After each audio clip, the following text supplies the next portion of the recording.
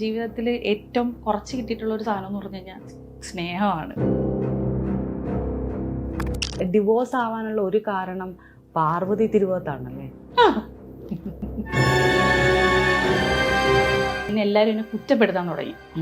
എല്ലാവരും പറഞ്ഞു ഞങ്ങൾ അന്നേ പറഞ്ഞാണ് വേണ്ട വേണ്ട, പക്ഷേ നീ ഒറ്റൊരുത്തി കാരണം. ആ ഒരു കുറ്റപ്പെടുത്തൽ കേട്ടപ്പോഴത്തേക്ക് പിന്നെ എനിക്ക് ഒരുപാട് കാര്യങ്ങളൊന്നും ആരുടെ ഷെയർ ചെയ്യാൻ പറ്റാത്തൊരവസ്ഥയായി. പിന്നെ അതുമല്ല, അച്ഛൻ എൻ്റെ കാല് വരെ പിടിച്ചതാണ് വേണ്ട, കല്യാണം വേണ്ട വേണ്ട എന്നുള്ളത്. ഈ പറഞ്ഞ കണക്ക് കഴിഞ്ഞു പോകണമെന്നുണ്ടെങ്കിൽ എനിക്ക് ഞാൻ മാത്രമേ ഉള്ളൂ, അപ്പോൾ അവർക്കാണെങ്കിലും ഞാനേ ഉള്ളൂ. പറയുന്നവർ പറഞ്ഞോട്ടെ, കുഴപ്പമൊന്നുമില്ല. പക്ഷെ എനിക്ക് ആദ്യം ഉൾക്കൊള്ളാൻ ഭയങ്കര ബുദ്ധിമുട്ടായിരുന്നു. ഈ ഫീൽഡിൽ ലേഡീസിന് പിടിച്ചു നിൽക്കാൻ പാടുണ്ടോ? ഇപ്പോൾ പുറത്താക്കപ്പെട്ടിട്ടുള്ള 19 ലക്ഷം പേരിൽ മുസ്ലിങ്ങളല്ലാത്ത 13 ലക്ഷം പേർക്കും ഇന്ത്യയിലെ ഈ നിയമം ബാധകമാകുമല്ലോ അല്ലേ? അവളുടെ കഥ കഴിഞ്ഞു അല്ലേ മഹാരാജൻ?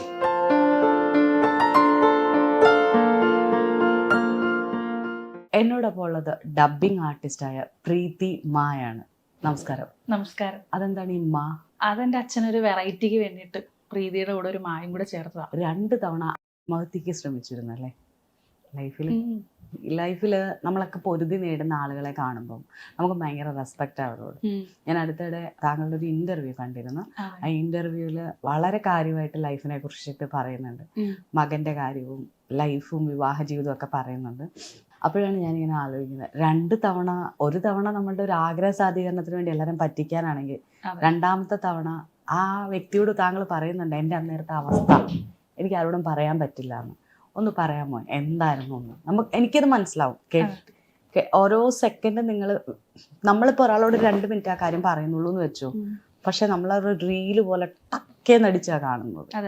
എന്തായിരുന്നു സംഭവം? പറഞ്ഞ കണക്ക് 18 വയസ്സ് കഴിഞ്ഞപ്പോഴായിരുന്നു കല്യാണം. ഒരുപാട് സ്നേഹിച്ച് ഇഷ്ടപ്പെട്ട ഒരാളെയാണ്. ഒരു 1 ഇയർ ആണ് ഞങ്ങൾ സ്നേഹിച്ചത്. അപ്പോഴാണ് 18 വയസ്സായപ്പോഴത്തേക്ക് എൻ്റെ വീട്ടിൽ ചെറിയ കല്യാണാലോചന സംഭവങ്ങൾ തുടങ്ങിയത്. അപ്പോൾ എൻ്റെ അച്ഛൻ ഇങ്ങനെ പറഞ്ഞ് എന്നെ പെട്ടെന്ന് കെട്ടിച്ചു വിടുമെന്നൊക്കെ ഇങ്ങനെ വീട്ടിൽ സംസാരിക്കുന്ന കേട്ടപ്പോഴത്തേക്ക് ഞാൻ സ്നേഹിച്ചിരുന്ന ആളടുത്ത് ഞാൻ ഇങ്ങനെ പറഞ്ഞു, ഇത് കണക്ക് വീട്ടിലിങ്ങനെ ആലോചനയൊക്കെ വരുന്നുണ്ടെന്ന്. അങ്ങനെയാണ് എന്നെ കൊണ്ട് രജിസ്റ്റർ മാരേജ് ചെയ്തു. അതിനുശേഷം ആ രജിസ്റ്റർ മാരേജും താങ്കൾ അറിഞ്ഞിരുന്നില്ല എന്നുള്ളതല്ലേ?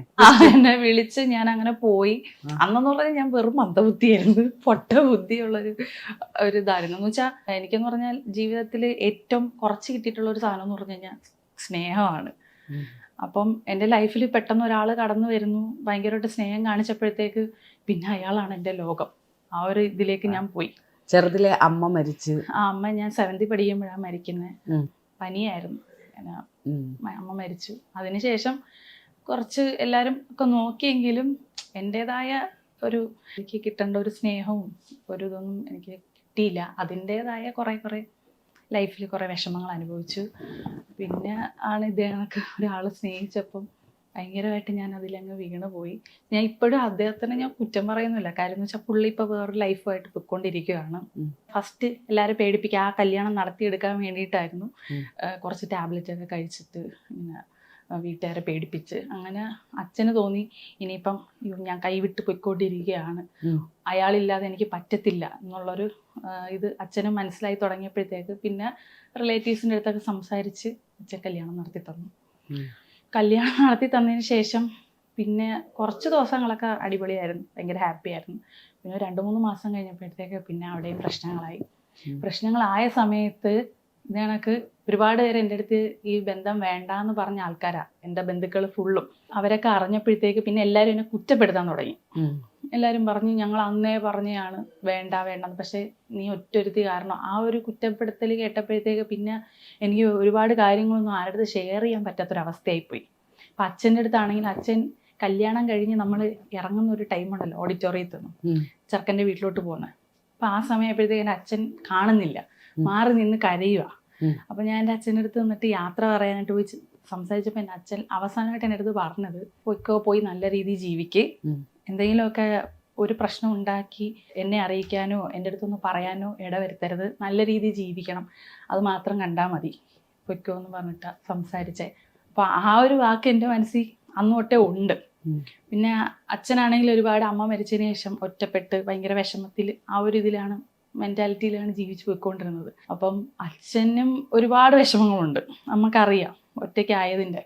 അപ്പം എനിക്ക് കുറേ പ്രശ്നങ്ങൾ അവിടെ നിന്ന് ഉണ്ടായ സമയത്ത് എൻ്റെ അച്ഛൻ്റെ അടുത്ത് പോയി പറയാൻ എനിക്ക് പറ്റുന്നില്ല. അങ്ങനത്തെ ഒരു അവസ്ഥയിലായിപ്പോയി. പിന്നെ അതുമല്ല, അച്ഛൻ എൻ്റെ കാല് വരെ പിടിച്ചതാണ്, വേണ്ട കല്യാണം വേണ്ട വേണ്ട എന്നുള്ളത്. എന്നിട്ട് അങ്ങനെ പിന്നെ ഞാൻ പ്രഗ്നൻ്റ് ആയ ടൈമിലാണ് കുറേ ഇഷ്യൂസ് ഉണ്ടായത്. അവിടുന്ന് എല്ലാവരും ആരും എന്നെ അങ്ങനെ ഒരു കെയറിങ് തരുമോ അങ്ങനെ കാര്യങ്ങളൊന്നും ഇല്ലായിരുന്നു. ഹസ്ബൻഡിന് എൻ്റെ ഫ്രണ്ടിൻ്റെ വീട്ടിലൊക്കെയാണ് ഞാൻ പോയി നിന്നത് ഡെലിവറി ടൈം വരെയൊക്കെ.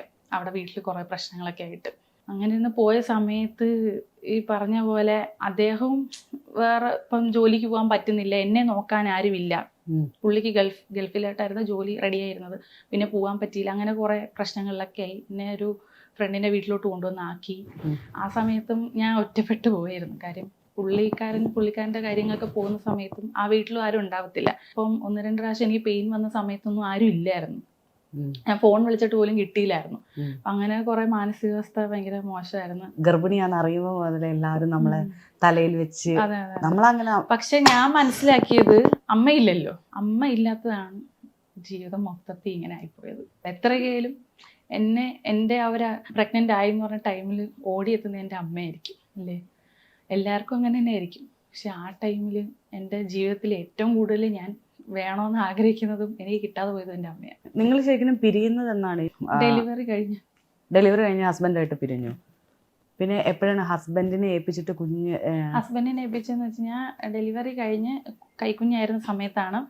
ഇങ്ങനെ ഡെലിവറി കഴിഞ്ഞ സമയത്ത് ഇങ്ങനെ അച്ഛൻ എൻ്റെ പ്രശ്നങ്ങളൊക്കെ അറിഞ്ഞപ്പോഴത്തേക്ക് ഇങ്ങനെ അയലത്തുള്ളവരും എൻ്റെ വീടും ഹസ്ബൻഡിൻ്റെ വീടും തമ്മിൽ അധികം ഒരുപാട് ദൂരമൊന്നുമില്ല, ഒരു സ്ഥലത്ത് തന്നെയാണ്. അപ്പം ഇങ്ങനെ കുറേ ആൾക്കാരൊക്കെ പറഞ്ഞും കേട്ടും പിന്നെ എൻ്റെ കുറേ അവസ്ഥയെ കണ്ടപ്പോഴത്തേക്ക് അച്ഛൻ മനസ്സിലായി ഇത് കുറേ പ്രശ്നങ്ങളിലാണ് എന്ന് മനസ്സിലായപ്പോഴത്തേക്ക് പിന്നെ അച്ഛൻ പറഞ്ഞു, നീ അവിടെ നിൽക്കണ്ട, എൻ്റെ കൂടെ നിന്നാൽ മതി. അങ്ങനെ മോനെയും എൻ്റെ ഡ്രസ്സും കാര്യങ്ങളൊക്കെ ആയിട്ട് ഞാൻ എൻ്റെ വീട്ടിലോട്ട് പോയി. വീട്ടിലോട്ട് പോയ സമയത്താണ് ഇങ്ങനെ കോമഡി ഉത്സവം ഇതിലൊക്കെ പോയതും ഓഡിഷനൊക്കെ പോയത് സെലക്ട് ആയതും ഒക്കെ. അന്ന് ഉണ്ടായിരുന്നോ ഡബിങ് അല്ലെങ്കിൽ മിമിക്രി? ഞാൻ ചെറുതിലെ തൊട്ട് മിമിക്രി ചെയ്യും. പിന്നെ സ്കൂൾ കലോത്സവം, നമുക്കിങ്ങനെ ഒരു ഇതണക്ക് ചാനലിൽ ഒരു വേദി അങ്ങനെയൊന്നും ഇല്ലായിരുന്നു. കോമഡി ഉത്സവം എന്ന് പറഞ്ഞ പ്രോഗ്രാം വന്നപ്പോഴാണ് ഇങ്ങനെ പോകാനൊക്കെ അവസരം. ഞാൻ കോമഡി ഉത്സവം അതുപോലെ തന്നെ ഫ്ലവേഴ്സിൽ, മഴവിൽ മനോരമ എല്ലാത്തിലും ഞാൻ പങ്കെടുത്തിട്ടുണ്ട്. മിമിക്രി ചെയ്തിട്ടുണ്ട്, ഏഷ്യാനെറ്റിലൊക്കെ ചെയ്തിട്ടുണ്ട്. കല്യാണത്തിന് മുന്നേ ആണോ? അല്ല, കല്യാണം കഴിഞ്ഞതിന് ശേഷം. എന്റെ കല്യാണം കഴിഞ്ഞതിന് ശേഷം ഈ കോമഡി ഉത്സവം എന്ന് പറഞ്ഞ പ്രോഗ്രാം വരുന്ന ഫ്ലവേഴ്സിൽ. അപ്പൊ അങ്ങനെ പരസ്യം കണ്ട് ഓഡിഷനൊക്കെ അറ്റൻഡ് ചെയ്ത് ഇപ്പൊ കുഞ്ഞിനായിട്ടൊക്കെ പോയത്, ഓഡിഷനൊക്കെ പോയത്. അങ്ങനെ പിന്നെ ഞാൻ കാര്യം എന്ന് വെച്ചാൽ എൻ്റെ ഒരു മൈൻഡ് ഒന്ന് ചേഞ്ച് ആവാൻ വേണ്ടിയിട്ടും കൂടെയാ. അങ്ങനെ എന്തായാലും പോയി ഞാൻ സെലക്ട് ആയി, അങ്ങനെ പോയി പെർഫോം ചെയ്ത്. അങ്ങനെ കുറച്ചാൾ കഴിഞ്ഞപ്പോഴാണ് എൻ്റെ അച്ഛൻ മരിക്കുന്നത്. എൻ്റെ അച്ഛൻ മരിച്ചു കഴിഞ്ഞപ്പോഴത്തേക്ക് ആകപ്പാടെ മൊത്തത്തിൽ ഈ മരണത്തിന് വന്നവരും എല്ലാവർക്കും സംസാരം എൻ്റെ ഒരു കാര്യമാണ്. ഞാൻ കൊച്ചുമായിട്ട് വന്ന് നിൽക്കുന്നു, പ്രശ്നങ്ങൾ, ഹസ്ബൻഡിൻ്റെ കുറേ പ്രശ്നങ്ങൾ, അവരെ വീട്ടുകാരുമായിട്ട് ഞാനുണ്ടായ പ്രശ്നങ്ങൾ, അതിനെക്കുറിച്ച് ചർച്ച. മരണം കഴിഞ്ഞ് അച്ഛൻ്റെ മരിപ്പിന് വന്നവരൊക്കെ ഇതൊക്കെയാണ് സംസാരിക്കുന്നത്. അപ്പം ഞാൻ മാനസികമായിട്ട് കാര്യം എന്ന് വെച്ച് കഴിഞ്ഞാൽ ഇപ്പം എനിക്ക് വന്ന് നിൽക്കാനൊരു വീട്, എന്നെ നോക്കാൻ പ്രൊട്ടക്ട് ചെയ്യാൻ എൻ്റെ അച്ഛനുണ്ട് എന്നുള്ളൊരു ധൈര്യത്തിലാണ് ഞാൻ വന്ന് നിന്നത്. അപ്പോൾ ആ സമയത്ത് അച്ഛൻ മരിച്ചപ്പോഴത്തേക്ക് അതെനിക്ക് ഭയങ്കര ഷോക്കായിപ്പോയി. അപ്പം അച്ഛൻ്റെ ചടങ്ങൊക്കെ കഴിഞ്ഞ് കഴിഞ്ഞപ്പോഴത്തേക്ക് എല്ലാവരും പോവുക. അപ്പോൾ എൻ്റെ അച്ഛൻ്റെ സിസ്റ്റേഴ്സൊക്കെ ചോദിച്ച് ഞങ്ങളുടെ കൂടെ ആരെങ്കിലും കൂടെ വരുന്നോ എന്നൊക്കെ ചോദിച്ച്. അപ്പോൾ ഞാൻ പറഞ്ഞില്ല, ഞാൻ ആരെയും കൂടെ വരുന്നില്ല എന്ന് പറഞ്ഞു. കാര്യം എന്ന് വെച്ചാൽ അവരൊക്കെ എന്നെ കുറേ വഴക്ക് പറഞ്ഞിട്ടുണ്ട്, ഒത്തിരി കുറ്റപ്പെടുത്തിയിട്ടുണ്ട് ഈ ഒരു കല്യാണം. എന്ന് വെച്ച് കഴിഞ്ഞാൽ എന്താ, അവരാലോചിച്ചപ്പം അവരുടെ, അതായത് ഞങ്ങളുടെ ഫാമിലിക്കൊത്തൊരു ബന്ധമല്ല എന്നുള്ളൊരു ഇത് വന്നത് കൊണ്ടാണ് അവരതിനെ എതിർത്തത്. അങ്ങനെ പിന്നെ പണ്ട് നമ്മളെ നോക്കിയിരുന്നു അമ്മ മരിച്ച സമയത്ത്. പിന്നെ നമ്മൾ വലുതായി കഴിഞ്ഞ് കല്യാണം കഴിഞ്ഞ് പിന്നെ നമ്മളെ നോക്കുന്നു പറയുമ്പോൾ എല്ലാവർക്കും അതൊരു ബാധ്യതയാവത്തേ ഉള്ളൂ. അനിയനെ കുറച്ച് ദിവസത്തേക്ക് കൊണ്ടുവന്ന് നിർത്താമെന്ന് പറഞ്ഞ് അവനെ കൊണ്ടുപോയി. അങ്ങനെയാണ് ഞാൻ ആലോചിച്ചത്, ഇത് കണക്ക് ജീവിക്കണം ഒറ്റയ്ക്ക് നിന്നാണെങ്കിലും. ഇപ്പം അവനെ കുറച്ച് ദിവസം കഴിഞ്ഞാണെങ്കിലും കുറച്ച് ദിവസം നോക്കും, പിന്നെ ആരും നോക്കത്തില്ല. അങ്ങനെ ഇതണക്ക് ഹസ്ബൻഡിൻ്റെ അമ്മ, പുള്ളിക്കാരിയായിട്ട് ഞാൻ ഇപ്പോഴും കോണ്ടാക്റ്റ് ഉണ്ട്, നല്ല രീതിയിൽ സംസാരിക്കും, എൻ്റെ അടുത്തും കുഴപ്പമൊന്നുമില്ല. അങ്ങനെ കൂട്ടായി. അവർ പറഞ്ഞ് മോനെ കൊണ്ട് കുറച്ച് ദിവസം അവിടെ നിർത്താം എന്ന് പറഞ്ഞിട്ട് മോനെ അവിടെ കൊണ്ട് നിർത്തി. അങ്ങനെ സമയത്താണ് ഞാൻ ജോലി അന്വേഷിക്കാൻ പോയത്. ഞാൻ ജോലി അന്വേഷിച്ച് പോയപ്പോഴത്തേക്ക് ഇങ്ങനെ പരിചയത്തിലുള്ള ഒരു ചേട്ടനും ചേച്ചിയും പരിചയപ്പെട്ട്. അപ്പോൾ അവരുടെ റെസ്റ്റോറൻറ്റിൽ, അപ്പോൾ അവർ പറഞ്ഞ് ഒരു തൽക്കാലം റെസ്റ്റോറൻറ്റ് ഞങ്ങളുടെ ഇവിടെ നിന്നോ എന്ന് പറഞ്ഞു. തൽക്കാലം നിനക്ക് എന്തെങ്കിലും ഇതായിക്കോട്ടെ എന്ന് പറഞ്ഞിട്ട് അങ്ങനെ ഞാൻ റെസ്റ്റോറൻറ്റിൽ ജോലിക്ക് പോയി കുറച്ച് ആൾ. അങ്ങനെ ഇന്നപ്പോഴാണ് അവര് എറണാകുളത്ത് പുതിയൊരു റെസ്റ്റോറൻറ്റ്. മോൻ എത്ര വയസ്സുള്ളപ്പോഴായിരുന്നു? മോനൊരു 3 വയസ്സൊക്കെ.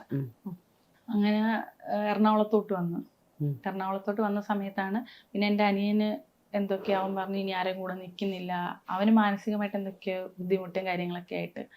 അങ്ങനെ ഞാൻ പറഞ്ഞു ഓക്കെ ഹോസ്റ്റലിൽ നിൽക്കാമെന്ന് പറഞ്ഞിട്ട് അവൻ്റെ ഹോസ്റ്റലിലെ കാര്യങ്ങളും.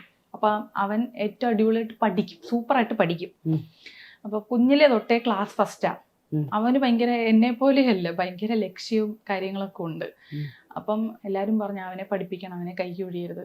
നാളെ എന്നെ നോക്കില്ലെന്നൊന്നും എനിക്ക് അറിയത്തില്ല, പക്ഷെ ഇപ്പം വരെ ഞാൻ അവൻ്റെ കാര്യങ്ങൾ അടിപൊളിയായിട്ട് നോക്കുന്നുണ്ട്. പക്ഷെ ഇതൊക്കെ കേൾക്കുന്ന, ആദ്യം തന്നെ പറഞ്ഞ പോലെ ഇതൊക്കെ കേൾക്കുന്ന വേറൊരു സമൂഹമുണ്ട്. അവരെപ്പോഴും പ്രീതി ഇത്രയും വളർന്നെന്ന് പറഞ്ഞാലും അവളെ കൊച്ചിനെ ഉപേക്ഷിച്ചിട്ടാണല്ലോ. അതായത് ഭയങ്കരമായിട്ട് സ്ത്രീയുടെ മാത്രം ഉത്തരവാദിത്തമാണ് ഡിവോഴ്സ് ആയാലും ഭർത്താവ് മരിച്ചാലും കുഞ്ഞിനെ നോക്കേണ്ടത്, അമ്മയുടെ കയ്യിൽ ഉണ്ടെങ്കിലേ കുഞ്ഞ് റെഡി ആവുള്ളൂ എന്നൊരു ഫീൽ ഉണ്ടല്ലോ. അതിനെ എങ്ങനെയാണ് തരണം ചെയ്തതെന്ന് അറിയാൻ വേണ്ടിയിട്ടായിരുന്നു ഞാൻ ചോദിച്ചത്. ഇപ്പൊ തന്നെ കുഞ്ഞ് ജനിച്ച ഉടനെ വിദേശത്ത് ജോലിക്ക് പോകുന്ന എത്രയോ സ്ത്രീകളുണ്ട്. അപ്പൊ അവരെ ആരും കുറ്റപ്പെടുത്തുന്നില്ല. അവര് പോകുന്നത് വർക്ക് ചെയ്യാൻ തന്നെയാണ്. അപ്പൊ ഞാനും എന്റെ ജോലിയാണ് ചെയ്യുന്നത്. പക്ഷെ എനിക്ക് ഈ പറഞ്ഞ കണക്ക് കഴിഞ്ഞു പോകണമെന്നുണ്ടെങ്കിൽ എനിക്ക് ഞാൻ മാത്രമേ ഉള്ളൂ. അപ്പൊ അവർക്കാണെങ്കിലും ഞാനേ ഉള്ളൂ. പറയുന്നവര് പറഞ്ഞോട്ടെ, കുഴപ്പമൊന്നുമില്ല. പക്ഷെ എനിക്ക് ആദ്യം ഉൾക്കൊള്ളാൻ ഭയങ്കര ബുദ്ധിമുട്ടായിരുന്നു. പക്ഷെ ഇപ്പം കുഴപ്പമൊന്നുമില്ല. ഈ അമ്മ മരിച്ചതിന് ശേഷം ബന്ധുക്കളുടെ വീട്ടിലായിരുന്നു താമസിച്ചിരുന്നതെന്ന് പറഞ്ഞു.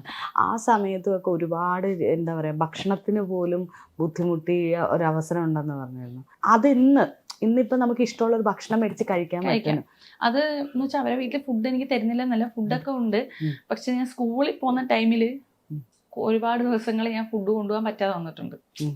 ആ ഒരു ടൈമില് രാവിലെ എന്തെങ്കിലും കഴിച്ചിട്ടും ഉച്ചയ്ക്ക് ഫുഡ് കഴിക്കാൻ ഉണ്ടാവത്തില്ല.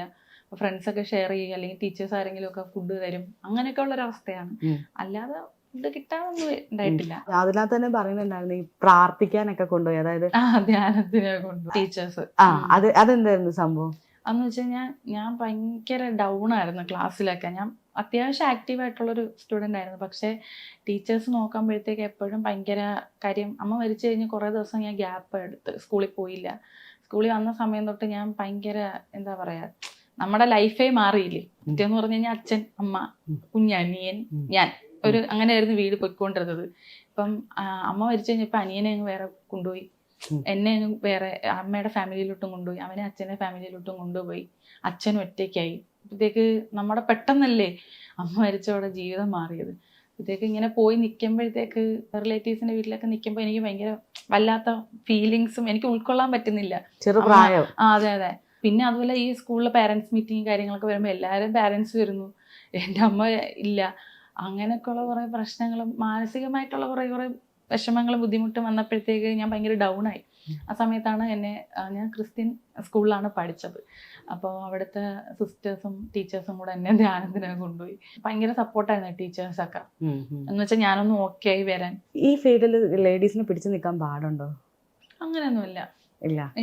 അല്ല, മിമിക്രി രംഗത്ത് കുഴപ്പമൊന്നുമില്ല, എല്ലാവരുമായിട്ട് ഓക്കെയാണ്. ഏകദേശം ഒരു 10-20ഓളം ആർട്ടിസ്റ്റുകളുടെ സൗണ്ട് എടുക്കും എന്ന് പറയുന്നത്. അതുകൊണ്ടാണ് ഞാൻ ചോദിച്ചത്. സ്റ്റേജ് ഷോയ്ക്ക് പോയിട്ടില്ല, വിദേശത്ത് പോയിട്ടില്ല എന്ന് പറയുന്നത്. പക്ഷെ ഇപ്പൊ ഇവിടെ ആരെങ്കിലും വൈറലായി കഴിഞ്ഞു കഴിഞ്ഞാൽ പെട്ടെന്ന് തന്നെ അവരെ വിദേശത്ത് ഷോയ്ക്ക് കൊണ്ടുപോകും. പിന്നെ എന്തുകൊണ്ടാണ് പ്രീതിക്ക് അത് കിട്ടാത്തത്? ഞാൻ ഭയങ്കര അൺലക്കിയ. ഭയങ്കരമായിട്ടൊക്കെ ആളുകൾ മിസ്അണ്ടർസ്റ്റാൻഡ് ചെയ്യാറുണ്ടോ? ഉണ്ട്, ചെയ്യുന്നവരുണ്ട്. അപ്പൊ എന്താ അവരോടൊക്കെ പറയുന്നത്? അല്ലെങ്കിൽ എന്താണ് മൈൻഡ് സെറ്റ് പറയുന്നത്? ഞാൻ നേരത്തെ പറഞ്ഞായിരുന്നു, പറയുന്നവര് പറഞ്ഞോട്ടെ. ഇപ്പൊ എനിക്ക് ആരെയും ബോധിപ്പിക്കാനൊന്നും ഇല്ല. ഇപ്പൊ എന്റെ ലൈഫ് കഷ്ടപ്പെട്ട് ഇവിടം വരെ ഇത്രയൊക്കെ എത്തി. ഒരുപാട് വലിയ ഒന്നും ആയില്ലെങ്കിലും എന്നെ കൊണ്ട് പറ്റുന്ന രീതിയിൽ ഞാൻ ജീവിക്കുന്നുണ്ട്. അത്യാവശ്യം നല്ല രീതിയിൽ തന്നെയാ ജീവിക്കുന്നത്. പിന്നെ ഇതൊക്കെ കണ്ട് എന്തോന്നാ അസൂയുള്ളവരായിരിക്കും ചിലപ്പോൾ പറയുന്നത്, അങ്ങനെ ചിന്തിക്കുന്നുള്ളൂ.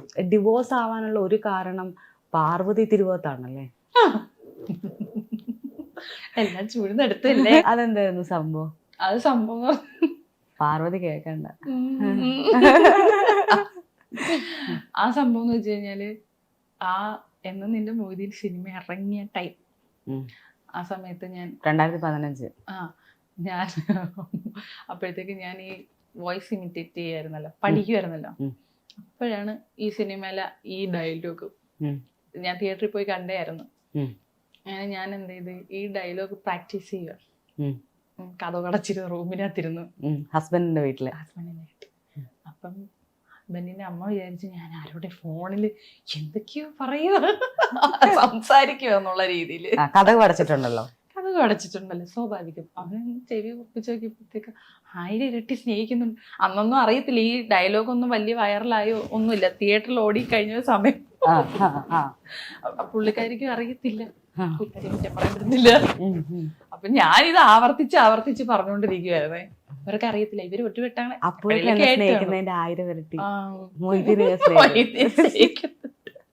മുറിച്ചു മാറ്റ മനസ്സ് മുറിച്ചു മാറ്റ പറ്റുമോ പറ, ഇതൊക്കെ കേട്ടിട്ട് പോയതാ.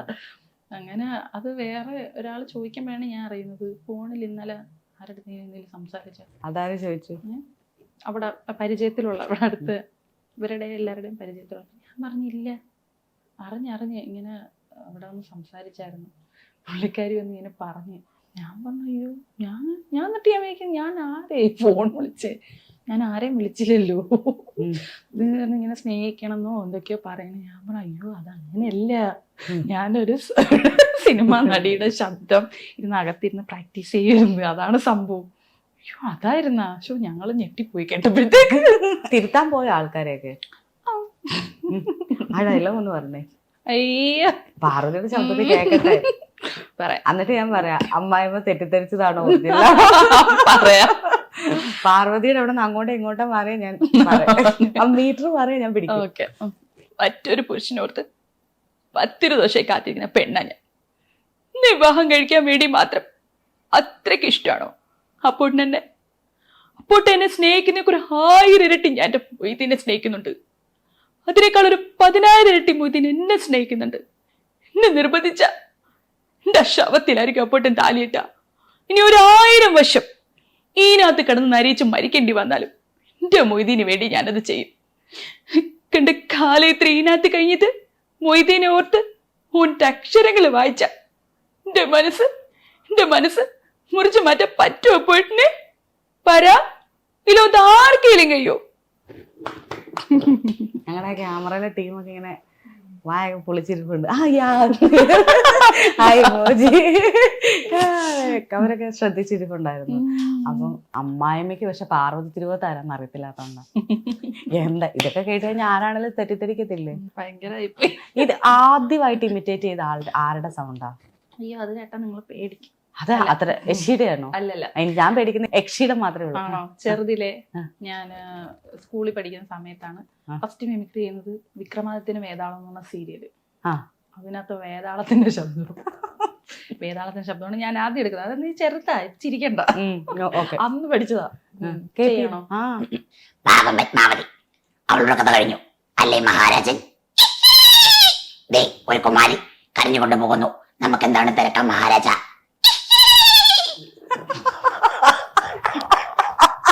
ഇത് ഞാൻ 7ാം ക്ലാസ് പഠിച്ചപ്പോ എടുത്തതാണ് ആദ്യമായിട്ട്. അപ്പോ ഷാനി നന്നായിട്ടുണ്ടായിരുന്നു. ഞാൻ പലയിടത്തും കേട്ടിരുന്നു ഷാൻ ചേച്ചിയുടെ നല്ല രസമായിട്ടാണ് സംസാരിക്കുന്നത്. ത്രൂ ഔട്ട് വേറെ എന്താ ഷാൻ ചേച്ചിയുടെ അങ്ങനെ അല്ലാണ്ട് പറയാൻ പറ്റുന്നത്? ഷാനി ചേച്ചിയുടെ ഞാൻ ചെയ്തുകൊണ്ടിരിക്കുന്നത് ഒരു ന്യൂസിലൊരു സംഭവമാണ്. അതൊന്ന് പറഞ്ഞോ. അസം പൗരത്വ റെസ്റ്റിന്റെ കാര്യം വരുമ്പോൾ ഇപ്പോൾ പുറത്താക്കപ്പെട്ടിട്ടുള്ള 19 ലക്ഷം പേരിൽ മുസ്ലിങ്ങളല്ലാത്ത 13 ലക്ഷം പേർക്കും ഇന്ത്യയിലെ ഈ നിയമം ബാധകമാകുമല്ലോ അല്ലേ? ഷാൻ ചേച്ചി ഫോളോ ചെയ്യുന്നുണ്ടല്ലേ? നേരത്തെ കണ്ടിട്ടുണ്ട്. ചേച്ചി എന്നാ പറഞ്ഞു? മേലാൽ അങ്ങനത്തെ പറഞ്ഞ എന്നത് പറഞ്ഞ് ഇങ്ങനെ ആരൊക്കെയോ വീഡിയോ ഒക്കെ അയച്ചു കൊടുത്തിട്ടുണ്ട്, കണ്ടു എന്നൊക്കെ പറഞ്ഞു. ഞാൻ ചിരിച്ചു. ഞാൻ പോയി വീട്ടിൽ ചെന്നപ്പോഴത്തേക്ക് എന്നെ ഫോളോ ആയിട്ടേക്കുന്നു. എന്നെ ഫോളോ ചെയ്ത് വന്നേക്കും. അതുപോലെ എനിക്ക് പേടിയാ.